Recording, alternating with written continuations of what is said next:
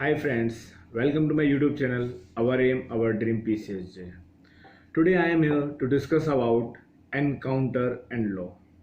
जैसे कि आप लोगों को पता ही है कि विकास दुबे के एनकाउंटर के बाद चारों तरफ ये है कि पुलिस को एनकाउंटर की पावर मिलती कहाँ से है। देखिए, सबसे पहले हम जानते हैं यहाँ पर कि एनकाउंटर जो है उसका एग्जैक्ट मीनिंग क्या है।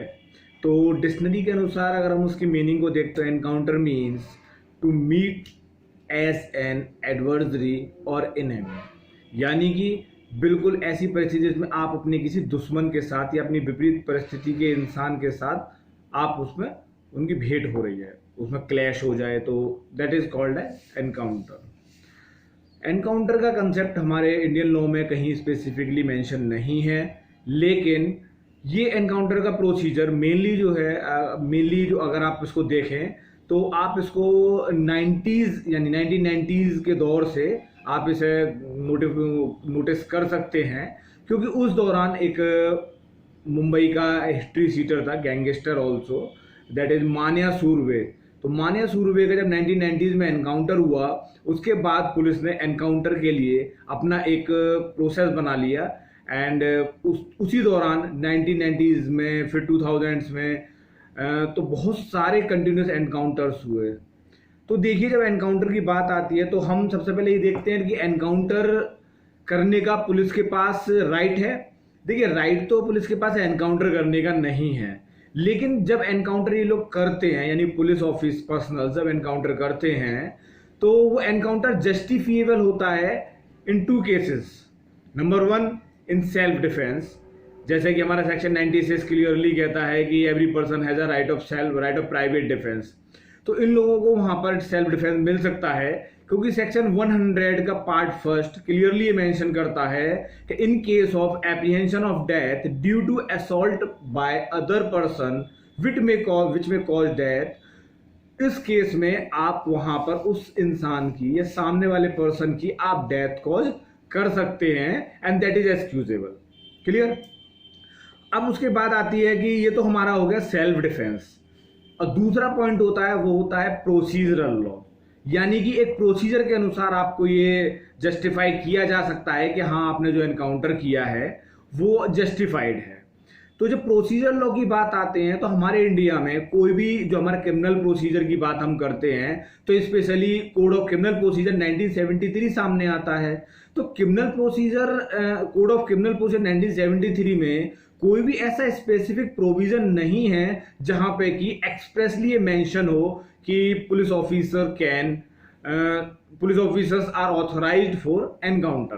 But if we will go to the section 446 of Code of Criminal Procedure 1973, then in subsection 3 we will get some implied authority to the police personals। उसमें क्लियरली ये दे रखा है कि अगर कोई भी ऐसा ऑफेंस है जिसके लिए कि एक्यूज या सस्पेक्टेड पर्सन पनिश हो सकता है डेथ या लाइफ इंप्रिजमेंट के लिए, और वो अरेस्ट नहीं हो पा रहा हो या अरेस्ट करने जब पुलिस वाले गए हुए हैं तो उसमें एस्केप करता है, तो पुलिस ऑफिसर के पास पावर है कि they may use any excessive power which may also cause death of such person. तो अगर हम इस चीज से देखें तो ये इम्प्लाइडली उनको ये पावर मिल रही है कि अगर कोई भी पर्सन डेथ या लाइफ इंप्रिजमेंट से पनिशेबल है तो आप उसकी डेथ कॉज उसमें कर सकते हैं, उसको अरेस्ट करने के दौरान, कि भैया हम अरेस्ट करने गए थे और वो अरेस्ट को हमें सपोर्ट नहीं कर रहा था, इसीलिए हमें उसकी वहां पर डेथ कॉज करनी पड़ी, उसने हमें रिवर्ट फायर किया तो सेल्फ डिफेंस भी आ जाएगा। तो ये हमारे पास केवल दो ही कंडीशन है जिसमें कि हम अपने एनकाउंटर के लिए यानी पुलिस एनकाउंटर के लिए जस्टिफाई कर सकते हैं।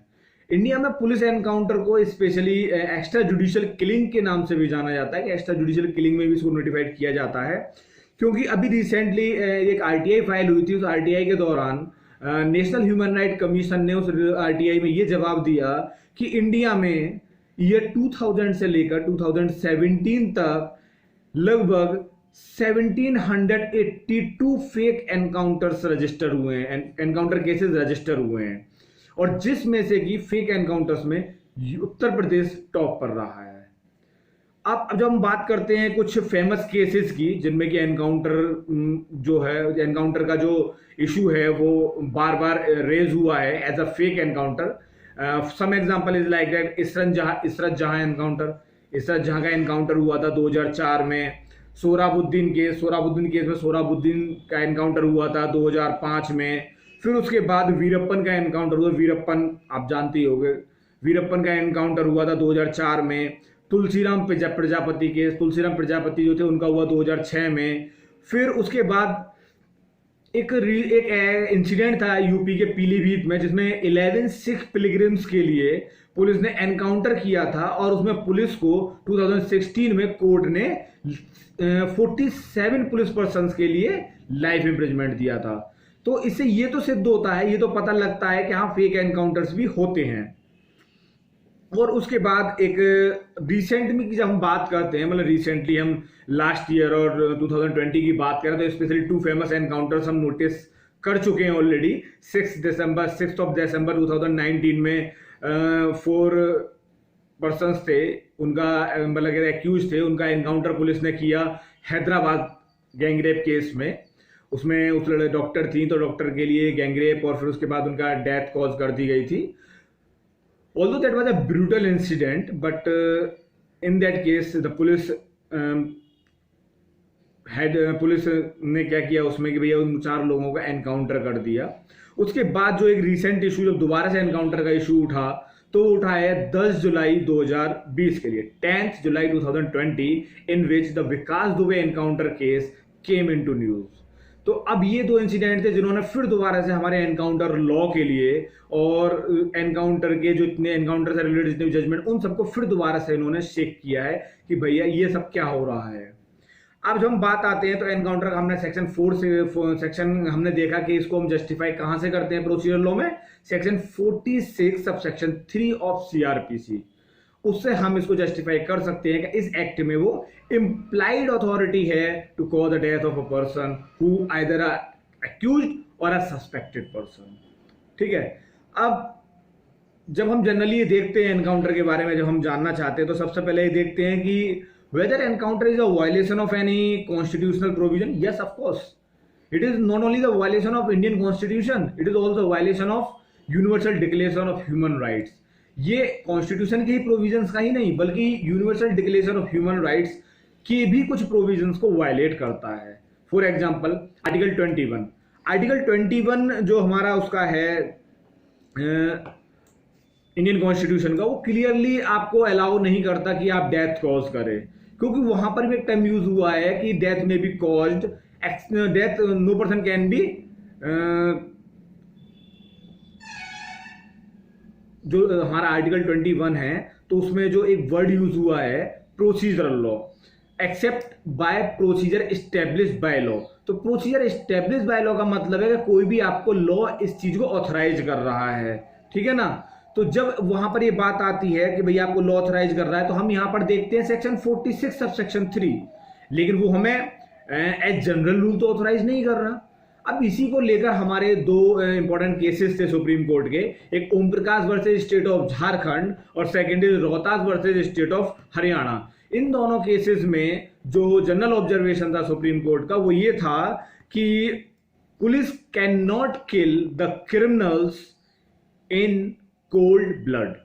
इट मींस कि पुलिस जो है किसी भी क्रिमिनल के लिए कोल्ड ब्लड वाली कंडीशन में जाकर उनका डेथ कॉज नहीं कर सकती है, उन्हें वो जान से नहीं मार सकती है, ठीक है। फिर उसके बाद जब हम universal declaration of human rights का प्रोविजन देखते हैं तो article 10 of UDHR clearly mention करता है कि फेयर ट्रायल की बात करता है कि आप हर एक्यूज का अधिकार होता है कि वो फेयर ट्रायल का सब्जेक्ट हो, उसे फेयर ट्रायल का पूरा अधिकार होता है कि उसे ही सुना जाए, अपॉर्चुनिटी दी जाए उसको डिफेंस करने की, तब उसका कन्विक्शन हो। तो इसीलिए हम वहां पर जब डिवाइड करते हैं तो जो किलिंग जो होती है हमारी वो 2 तरीके से डिवाइड होती है, जुडिशियल किलिंग और एक्स्ट्रा जुडिशियल किलिंग। तो एक्स्ट्रा जुडिशियल किलिंग में तो ये एनकाउंटर्स आ गए, और जुडिशियल किलिंग में जहां पे भैया एग्जीक्यूशन कोर्ट के द्वारा होता है, डेथ सेंटेंस वगैरह दिए जाते हैं। अब उसके बाद आता है हमारा article 11 of UDHR. Article 11 of UDHR जो है वो क्लियरली ये बात कह रहा है, प्रिजम्पशन ऑफ इनोसेंस का प्रिंसिपल वो रेज कर रहा है। हमारा जो ये हमारा जो एडमिनिस्ट्रेशन ऑफ क्रिमिनल जस्टिस के जो प्रिंसिपल्स हैं उसमें भी ये कहा गया है कि presumption of innocence is the most important principle of the criminal justice system, और it was also recognised under article 11 of UDHR. तो एनकाउंटर के केस में हम इन दोनों आर्टिकल का वायलेशन करते हैं, ना तो उसे फेयर ट्रायल मिल पाता और ना ही वहां पर उसको प्रिजम्पशन ऑफ इनोसेंस का कोई भी डिफेंस मिल पाता। अब उसके बाद हम देखते हैं क्या सुप्रीम कोर्ट ऐसे इंसिडेंट्स पर शांत बैठा हुआ है? क्या सुप्रीम कोर्ट ने कभी ऐसी सिचुएशंस में कोई एक्शन लिया, कोई गाइडलाइंस जारी करी या नहीं की? नहीं, ऐसा नहीं है। सुप्रीम कोर्ट ने टाइम टू टाइम इस पे अपने ऑब्जर्वेशंस दिए हैं, और एक बहुत इंपॉर्टेंट और लैंडमार्क जजमेंट है people's union for civil liberties versus union of India, जो 2014 में सुप्रीम कोर्ट ने एनकाउंटर से रिलेटेड 16 पॉइंट्स ऑफ गाइडलाइंस जारी करी थी। There are 16 points of guidelines directed by the Honorable Supreme Court by the bench of 2 judges consist of Honorable Chief Justice, Honorable then Chief Justice of India, Justice R.M. Lodha sir and just Honorable Justice R.F. Nariman साहब।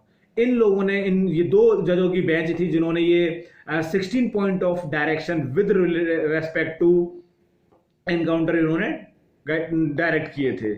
उसके बाद एक और case आता है जो ये बताता है कि अगर मान लीजिए कोई भी इंसान है, मतलब कोई भी एक्यूज पर्सन या सस्पेक्टेड पर्सन है और उसकी डेथ किस में होती है?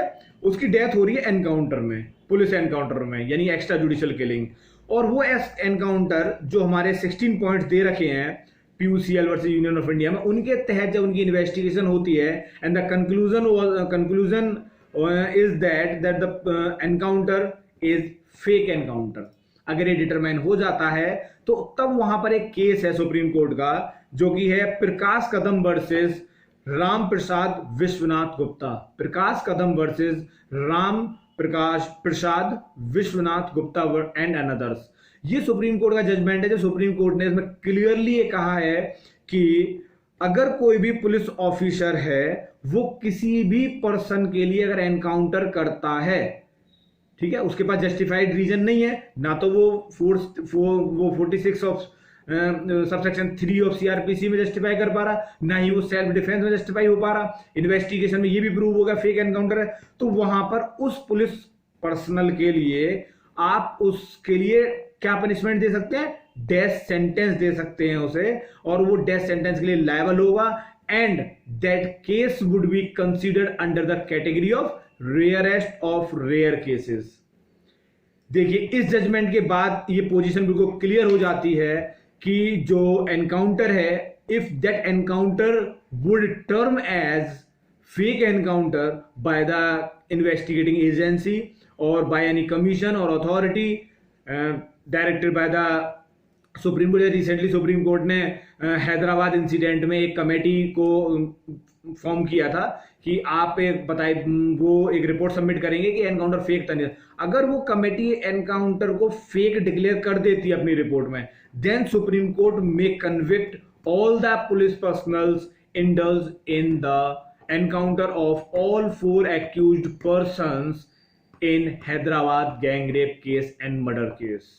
ठीक है, तो इससे ये क्लियर हो जाता है कि encounter is not a situation और not the act which is generally allowed by Indian law, but it is a case if it is proved as a fake encounter, then it may be termed as a part of rarest cases. I hope friends आपको ये encounter का concept समझ में आ गया होगा। तो हमारा ये आज का हेड था एनकाउंटर एंड द लॉ। तो एनकाउंटर हमारे इंडियन लॉ में कैसे जस्टिफाइड है, किन 2 कंडीशन में जस्टिफाइड है, उससे रिलेटेड हमने आज थोड़ा सा डिस्कशन किया। अगर मेरी कहीं भी यहाँ पे कोई थोड़ी बहुत डाउट हो तो प्लीज आप लोग कमेंट में मुझे उस चीज के लिए सही करा सकते हैं। And thank you friends and wish you all the best.